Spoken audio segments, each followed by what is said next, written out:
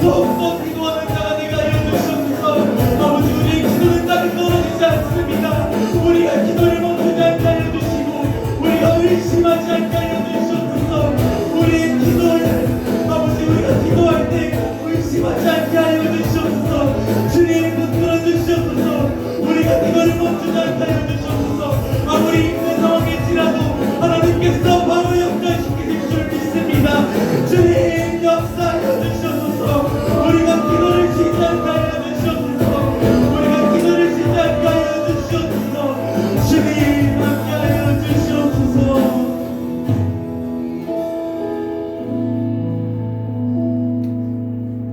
사랑이 많으신 하나님 아버지, 저희가 주님의 날을 맞아 이렇게 함께 모여 예배하게 하시니 감사드립니다. 한 주 동안 말씀과 찬양을 멀리하고 세상과 가까이하며 말로 행동으로 생각으로 지은 죄들 회개하고 고백하오니 거룩한 예수 그리스도의 보혈로 깨끗이 씻어주시옵소서. 저희가 살아가며 주님의 은혜를 체험하고 주님을 만나길 원합니다. 창세기 요셉과 같이 하나님께서 허락하신 꿈을 꾸길 원합니다. 저희에게도 밝고 아름다운 꿈을 허락하시고 그 꿈을 이루기 위하여 노력하고 인내하게 하시옵소서. 말씀 전하시는 남기표 전도사님 성령 충만케 하셔서 생명의 말씀 전하게 하시고 듣는 우리들에게도 귀가 열리고 말씀이 쌓여 입이 열려 결단으로 찬양할 수 있도록 인도하여 주시옵소서. 감사드리며 예수님의 이름으로 기도드렸습니다.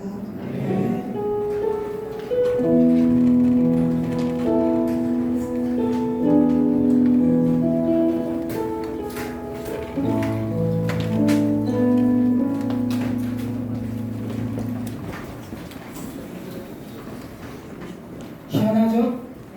네, 시원하게. 우리 옆 친구들한테 미소로 인사 한번 해볼까요? 한 주 동안 잘 지냈어? 인사. 연아야 잘 지냈지? 요즘도 잘 지냈고? 이제 학교 가장 늦은 학교가 다음 주부터죠. 네, 올해부터 개학인 것 같아요. 이제 새로운 학기가 시작됐습니다. 새로운 막 그리고 새롭게 시작하는 이제 2학기인데 그 친구들 예배도 잘 드리고 그래서 학교에서도 좀 빛과 소금의 역할을 하는 그런 친구들이 되었으면 합니다. 아시겠죠? 오늘 설교 본문을 찾아볼게요. 자, 사도행전 9장입니다.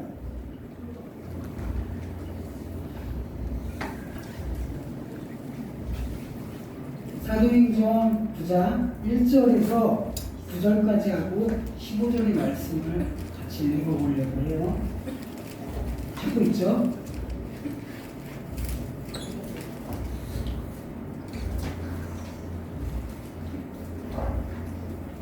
벌써 다 찾았어? 사도행전 9장 1절에서 9절 그리고 15절 말씀입니다. 한 절씩 교독하겠습니다. 사울이 주의 제자들에 대하여 여전히 위협과 살기가 등등하여 대제사장에게 가서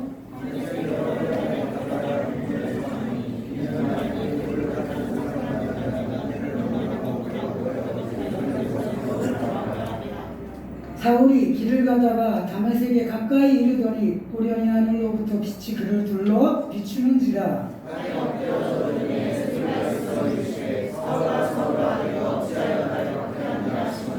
대답하는데 주여 누구시니까? 이르되 나는 내가 박해하는 예수라.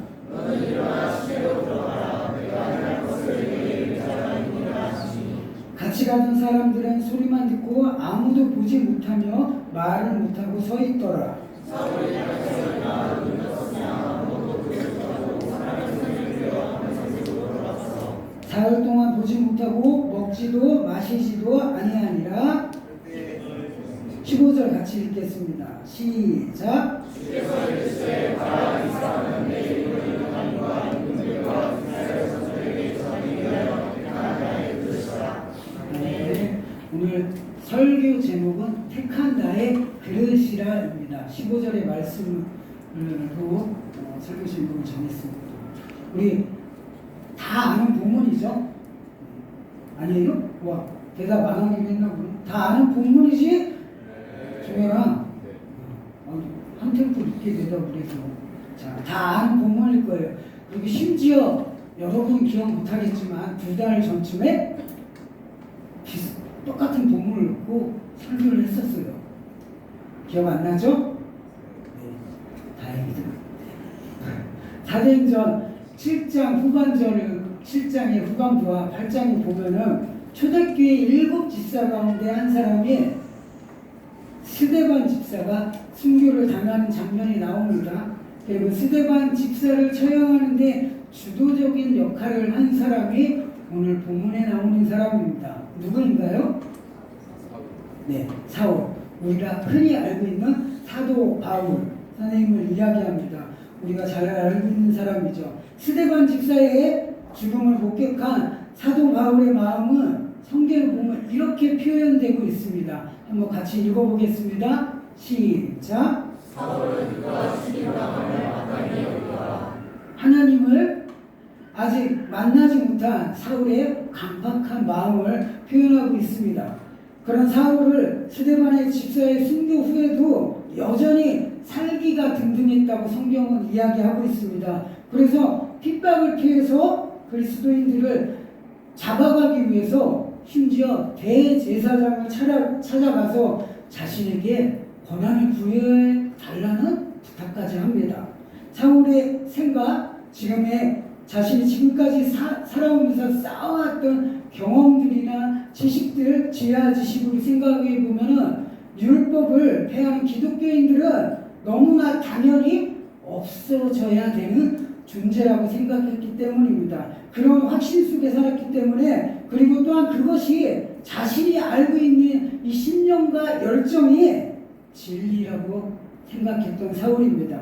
그래서 기독교인들을 아예 박멸하기 위해서 하나님의 뜻이라고 생각하면서 다메섹까지 쫓아갑니다. 근데 친구들 그런 거 생각해 봤어요. 다메섹이 얼마나 걸릴 것 같아요? 예루살렘에서? 대충. 자, 이거 하나 줄게. 대충. 가장 비슷하게 맞추는 사람한테 30km. 자, 한 명. 예. 150km. 15km. 15km. 200km? 자, 그 누구? 16km. 아, 자, 정현이가 맞추는 것 같아. 네, 정현이가 아까 200km라고 했잖아요. 네. 우리가 생각할 때 사진을 하나 보여주세요. 이렇게 직선으로 저 끝에 있어요. 제일 끝에. 보여요? 나를 보면 저 그림이 안 보일 텐데. 너무 내가 멋있어도 같이. 자, 제일 꼭대기에 있어요. 예루살렘에서. 우리가 생각했던 거하고 좀 틀리죠? 네. 이렇게 직선거리를 했는데 대략 한 218km 정도가 된다고 그러더라고요. 보통 성인들이 잘 걷는 사람들이 하루에 걸을 수 있는 양이 뭐 70km까지 잠 안 자고 24시간 걸으면 80km를 걷는데요. 근데 그건 힘들잖아요. 근데 우리가 잘 걷는 사람들이 잘 다져진 도로를 걸어갈 때 한 40km 정도. 그러다가 낮에 잠깐 쉬기도 하고 햇볕을 피하기도 하고, 그리고 물도 마셔야 될 거 아니에요. 그리고 잠도 자야 될 거 아니에요. 잠 안 자고 걸어갈 수 없잖아요. 그런 식으로 계산한다면 최소 한 6일 정도의 거리라고 합니다. 근데 직선이지 가다 보면 저기 요단강도 보이죠. 강도 피해가야 되고, 강만 있는 게 아니라 산도 있을 거예요. 네, 그럼 그것들도 피해가야 되겠죠. 아니면 험난하니까 시간이 더 걸리겠죠. 최소 6일 직선으로 가도 그런 시간이 걸린다고 합니다. 네. 그런데 바울은 그 험난하고 이렇게 어려운 길들을 오직 자신의 신념 하나만으로 떠나게 됩니다. 그런데 우리는 결과를 잘 알고 있어요. 어떻게 돼요? 가다가 예수님을 만나잖아요. 그의 열정과 그리고 그의 신념들은 잘못된 것이고, 그래서 의미 없는 헛된 수고가 되었습니다. 이 거리가 얼마나 되냐면은 우리 우리나라 지도를 하나 보여줄게요. 네, 우리나라 지도를 보면 저기 보이죠? 제일 위에 빨간 거 무슨 교회? 좋은 교회. 우리 교회예요. 좋은 교회에서 시작해서 여기까지 가는데 여기가 광주인데 광주 좀 못 가서가 한 230km 되더라고요. 네. 지난주에 청년들이 속초에 이렇게 선교 수련을 갔다 왔잖아요. 그쪽으로 한번 해보려고 했더니 직선거리로 200km도 안 되더라고요. 근데 전도사님 올 때 5시간 걸렸어요. 네, 힘들어 죽는 줄 알았어요. 차로. 걸어서 말고 차로. 네. 생각했던 것보다 이렇게 보면 상당한 거리죠. 거의 우리나라 끝에까지 가는 그런 직선거리입니다. 그는 자신만의 열정과 신념으로 자신의 지혜와 지식을 기준 삼아서 움직이고 지금 행동하고 있습니다. 하나님의 음성을 듣고 그리고 하나님의 말씀을 듣고 그리고 하나님을 기준 삼아서 행한 것이 아니라 자신의 판단과 자신의 기준으로 행했다는 것입니다. 사도행전 오늘 본문 9장 4절의 말씀을 한번 같이 읽어보겠습니다. 시작!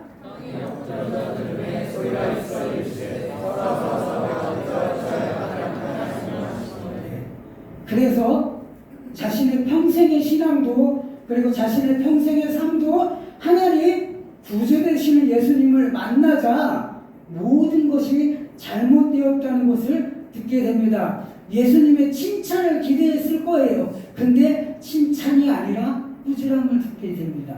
사울이 예수님을 만난 나이는 성경학자들마다 조금씩 차이가 있긴 있더라고요. 근데 33세에서 35세 이렇게 이야기를 하고 있습니다. 그는 어려서부터 그 긴 세월 동안 살아온 자신의 모든 것들이 인정받지 못하고 부정되는 상황에 놓이게 됩니다. 그런데 이런 상황들이 이런 믿는 자들의 모습은 사울에게서만 나타나는 것이 아니에요. 그래서 마태복음 7장을 보면 이런 잘못된 믿음 그리고 잘못된 신앙과 신념 열정을 가진 사람들에 대해서 성경이 이렇게 이야기하고 있습니다. 같이 한번 읽어보겠습니다. 시작!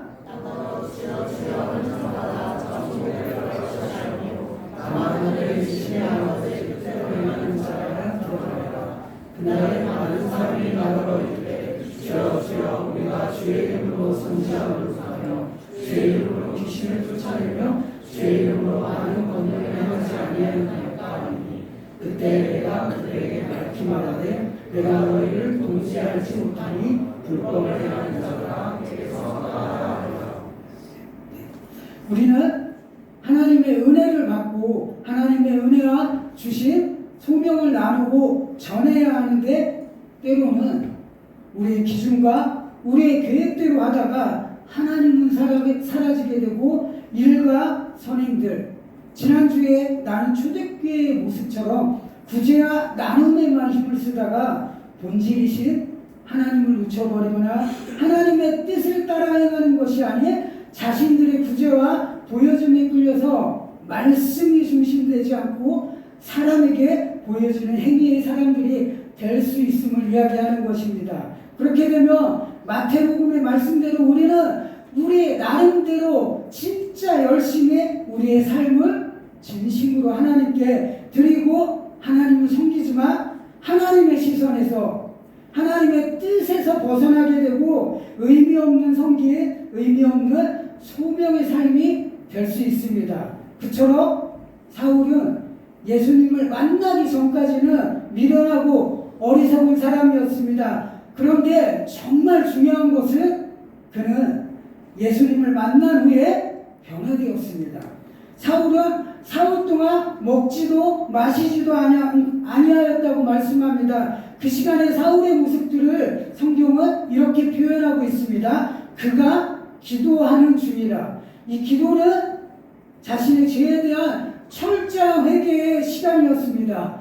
지금까지 그는 하나님만을 위해 살았다는 확신 속에 살았는데 예수님은 사울에게 묻습니다. 사울아 어찌하여 나를 핍박해야 하느냐라고.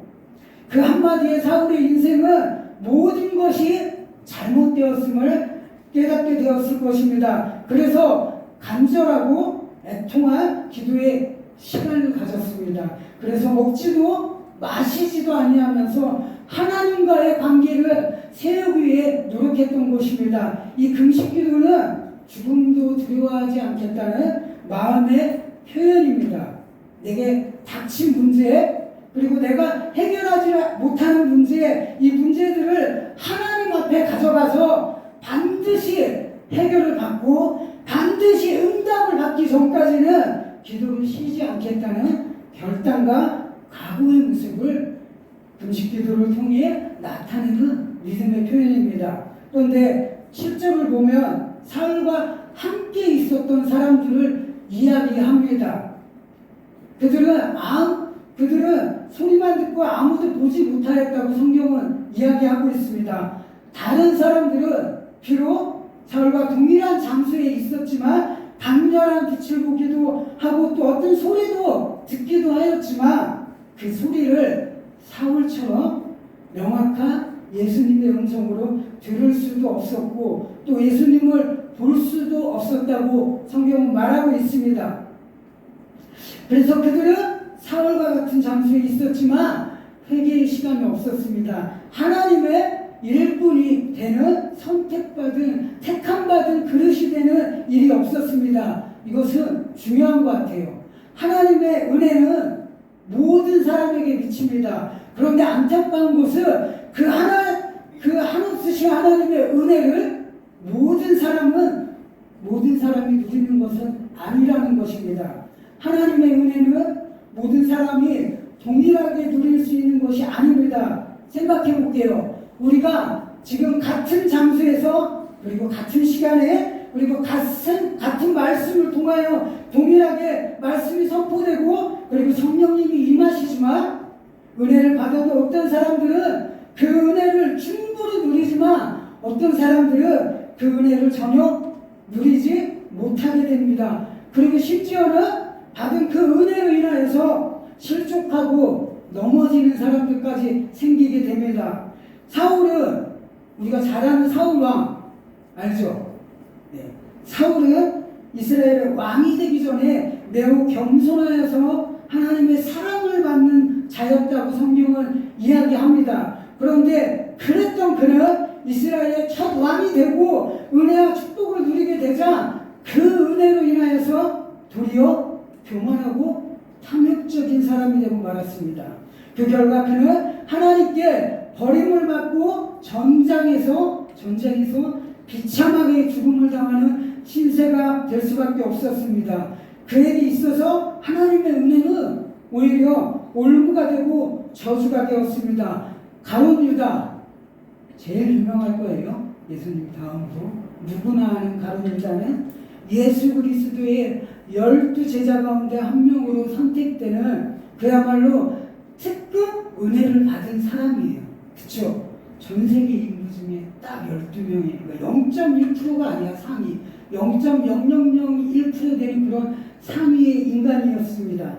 그런데 그런 크나큰 은혜를 예수님으로부터 그런 선택을 받은 자였지만 그는 그 은혜로 인하여서 예수 그리스도를 겨우 은 30에 파는 범죄를 저지르게 됩니다. 결국 그에 인해서 그는 믿는 자나 믿지 않는 자나 모두가 인정하는 예수를 판 자라는 죄인의 이름을 갖게 되었습니다. 그런데 이런 모습들이, 이런 성경의 모습들이 과연 성경에만 나타나고 있을까요? 아닙니다. 오늘 말씀이 우리에게 되어지는 것은 말씀에만 나타나는 것이 아니기 때문에 하나님이 우리에게 말씀을 통해서 일깨워 주시는 것이고 잘못이 있다며 회개하고 돌아서길 바라시기 때문입니다. 다시 말해서 지금 이 시대의 교회에서도 이런 모습들이 나타나고 있다는 것입니다. 어떤 사람들은 하나님의 은혜로 복을 받아서 큰 부자가 되었는데 오히려 그로 인하여서 하나님을 멀리하게 되고 결국 그로 인하여서 받았던 모든 복과 은혜를 빼앗기고 이전보다 더 비참하게 살아가는 사람들도 있습니다. 또 어떤 사람들은 하나님의 은혜로 중요한 직분을 받게 되었는데 그 직분으로 인하여서 오히려 교만해져서 하나님의 책망과 징계를 받게 되기도 합니다. 많은 교회에서는 하나님을 사랑하고 그리고 하나님께 감사해서 봉사하고 섬기는 사람들이 있습니다. 하나님의 은혜를 누리고 하나님을 향한 섬기는 마음으로 시작한 봉사의 자리들입니다. 우리 교회 예를 들면 우리가 주일마다 맛있는 국수를 먹죠. 네, 만나팀이 있어요. 그리고 주차부도 계시고 예배팀도 있고 그리고 평일날 이렇게 셀 리더로서 셀원들을 섬겨주시는 분들이 있습니다. 지역장님들, 찬양단들 많은 봉사 부서가 있습니다. 그 모든 섬김과 봉사의 시작은 가장 먼저 이거예요.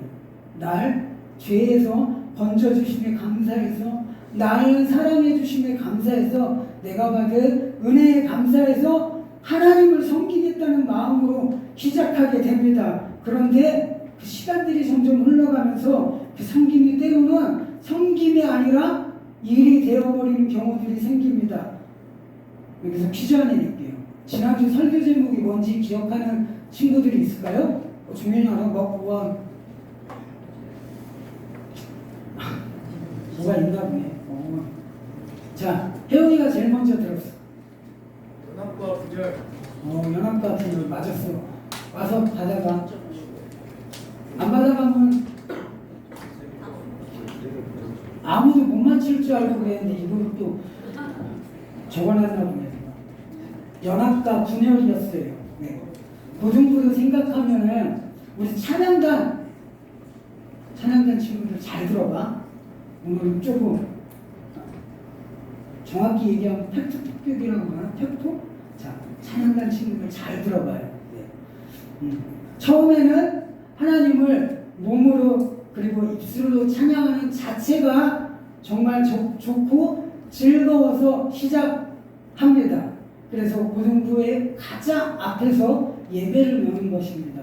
우리의 예배 시간은 사도신경하면서 찬양하는 그 순간부터 예배가 시작이에요. 찬양은 준비 찬양 그런 게 없어요. 아시겠죠? 네. 누구였어? 고마워서. 혜윤이. 그래서 고등부의 가장 앞에 서서 찬양을 통해 예배를 드립니다. 그리고 인도하는 소중한 찬양단이에요. 근데 시간이 지날수록 쉬는 날도 계속 나오잖아요. 매주 토요일마다 나와. 중간중간에 분기마다 한 번씩 기도회도 진행해요. 그러면서 모이면서 그리고 또 모이면 기도는 2시간이에요. 최소 2시간. 최소 2시간. 나를 바라봐 주세요. 최소 2시간. 그리고 점점 재미도 없어지고 그러면서 나도 모르게 찬양단이 의무가 되어버리는 경우들이 있더라고요. 그리고 처음에 집중해서 드리던 내 예배자의 모습은 조금씩 사라져 갑니다. 그래서 이번 예배를 드리러 오는 건지 잠을 자러 오는 건지 제일 뒤에 졸리면 서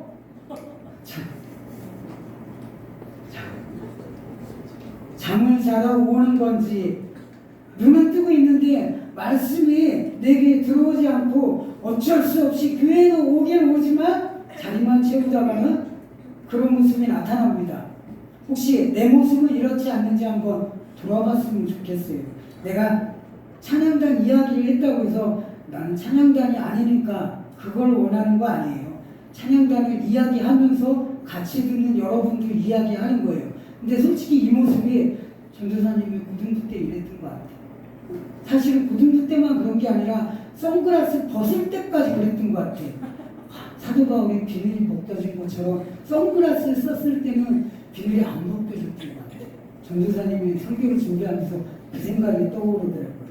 내 모습을 돌아보고 내 모습이 지금 잘못되었다라는 하나님의 감동 생각이 든다면은 다시 결단하고 예전에 뜨거웠던 모습으로 돌아가기 위한 노력, 예배를 제대로 집중해서 드리고 기도를 해야 하는데 이미 예배는 항상 자주 드렸기 때문에 지식과 지혜만 쌓여갔어요. 그래서 그러다 보니까 사울처럼 처음에 섬김의 마음, 그리고 순종의 마음, 그리고 날 택하셔서 사용하심에 감사하신 그 마음들은 다 사라져가고 하나님이 보시기에 아름답지 못한 모습들만 남게 됩니다. 하나님 중심의 그런 모습이 나타나지 않는다는 것입니다. 이 모습은 우리가 지난주 나눈 초대교회의 모습과도 같은 것입니다. 본질이 빠진 하나님이 없는, 하나님의 말씀이 없는 열심을 다한 성교와 구제에만 빠져서 어느 순간부터 하나님 보시기에 아름답지 못하고 하나님 중심이 되지 못한 모습들이 나타나게 되고, 그리고 그 작은 틈들을 사단마귀는 틈타서 우리를 분열하게 만드는 존재들이 됩니다. 마태복음 7장 22절의 말씀을 보시면은 23절에 이렇게 이야기하고 있어요. 그때 내가 그들에게 밝히 말하되 내가 너희를 도무지 알지 못하니 불법을 행하는 자들아 내게서 떠나가라 하래요. 우리가 아무리 하나님이 주신 소명대로 구제를 하고 그리고 선행을 하며 그리고 택하신 하나님의 뜻대로 밖에 나가서 세상 가운데 복음을 전한다 해도 오늘 설교 제목처럼 하나님이 택하신 그 그릇대로 그 용도대로 그 쓰임대로 우리가 살아갈지라도 하나님이 빠진 열심, 하나님의 말씀이 없는 열정과 헌신들은 다메섹 도상에서 사울과 같이 하나님께 오히려 책망을 받을 수 있다는 것을 우리가 반드시 기억하기를 바랍니다. 성경을 우리에게 주신 이유는 하나님께서 성경을 통해서 하나님의 뜻을 우리에게 나타내시며 또 그 성경을 통해서 우리의 삶을 인도하시겠다는 것입니다. 그런데 정작 수많은 사람들은 날 선택하셔서 사용하시는 하나님의 뜻에 불순종하며 섬깁니다. 내가 기분이 좋으면 기분이 좋게 주신 사명들을 감당하며 섬기고 봉사해요. 그런데 내가 기분이 나쁘거나 나의 상황이나 환경들이 어려울 때 그 기분에 따라서 섬김을 놓아버리기도 하고 주신 소명보다는 지금 내 앞에 문제가 우선시되는 경우들이 너무나 많이 있습니다. 우리 인간들은 절대로 내 생각, 내 계획, 그리고 내 경험 같은 것들을 통해서 하나님의 사명을 감당할 수 없습니다. 오직 성령 충만을 입어서 하나님과 함께 하며 그리고 순종해 나갈 때 그때서야 우리는 하나님의 일을 이루어 나갈 수 있는 연약한 존재들입니다. 사울은 간절한 회개를 하고 그리고 그 순간 죄에서 돌아섰으며 아나니아를 통해 세례를 받고 성령 충만함을 누렸어요. 그리고 택하신 그릇으로서 성령 충만함을 힘입어서 두려움 없이 하나님의 말씀을 기준 삼으며 주신 소명을 이루며 하나님을 섬긴 믿음의 사람입니다. 우리 신앙의 모습들을 한 번씩 되돌아봐야 합니다. 지금 내가 하나님의 택한 그릇으로서 하나님의 뜻을 따라 섬기며 봉사하며 나아가는 순종의 사람인지 아니면 처음에는 그렇지 않았지만 지금은 하나님께서 부어주신 은혜 그 섬김의 자리로 인해서 오히려 교만함이 넘치는 자인지 내 믿음의 모습들을 한 번씩 돌아보기를 바랍니다. 내 섬김의 자리, 택하여 보내주신 내 삶의 자리가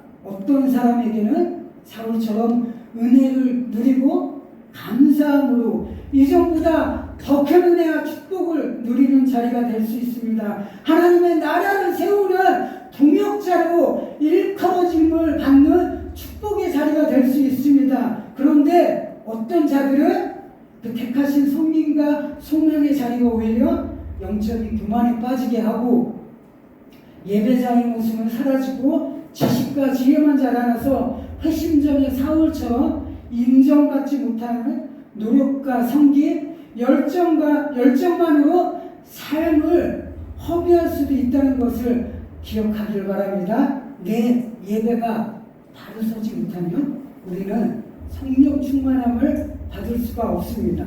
그리고 하나님이 사용하시고자 하는 그 뜻대로 일할 수 없고 하나님이 인정하시는 도구로 사용될 수 없습니다. 결단하고 예배를 세우는 우리 믿음의 친구들이 되기를 바랍니다. 다 같이 결단에 참여하시겠습니다.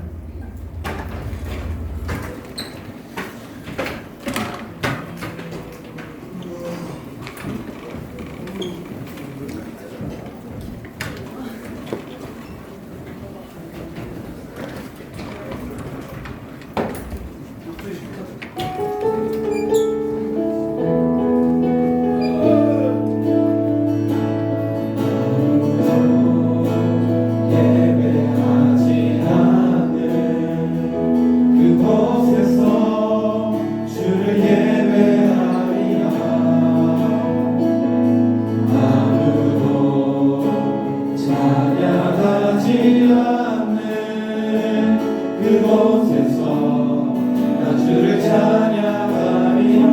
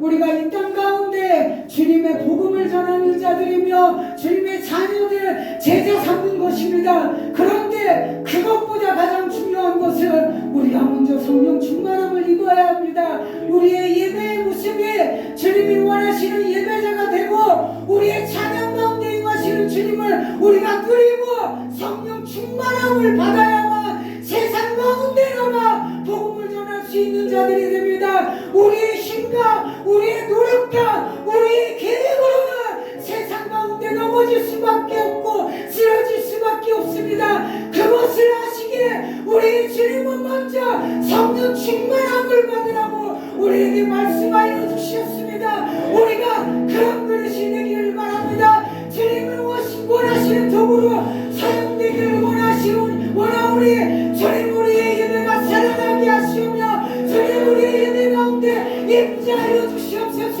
우리의 마음 가운데 역사하여 주시오며 나의 예배가 나의 찬양이 나의 부르짖음이 뜨거워지게 하시오며 그 성령 충만함을 입어 세상을 이기는 자들이 될 수 있도록 주여 함께하여 주시옵소서. 이것을 고치 한번 해주시고 기도하시겠습니다.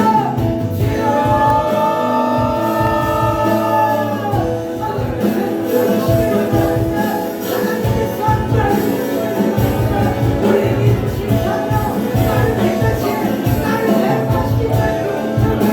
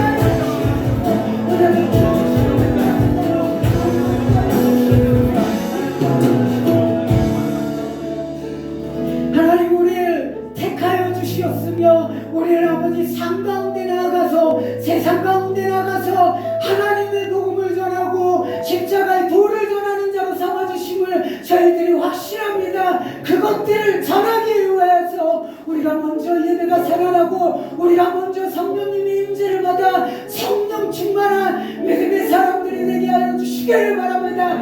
나의 힘, 나의 노력으로는 세상을 이길 수 없는 우리는 연약한 존재입니다. 그렇지만 아버지 기도하며 말씀을 붙들며 성령 충만함을 입어 세상 가운데 전파할 때 아버지 베드로의 입술을 통하여서 수많은 사람들이 회개하고 세례를 받았던 그 역사가 우리의 삶의 자리마다 나타날 것을 저희들이 알고 있습니다. 우리가 나의 힘을 의지하지 않기를 원합니다. 우리가 성령님을 힘입어 살아갈 수 있는 믿음의 지체들이 되기를 원하오니 주여 우리의 예배 가운데 역사하여 주시오며 우리의 기도 가운데 우리의 부르짖음 가운데 말씀을 들을 때 우리가 하나님 앞에 집중하게 하시오며 지혜 뜻을 구하는 믿음의 자녀들이 되게 하여 주시옵소서. 그리하여서 우리 좋은 교회 믿음의 주역들이 되게 하시오며 세상을 변화시키는 은혜의 주역들이 되게 하시오며 부흥의 주역들이 되어 아버지 다음 세대를 믿음으로 이끌어나가는 은혜의 친구들이 될 수 있도록 허락하여 주시기를 바랍니다.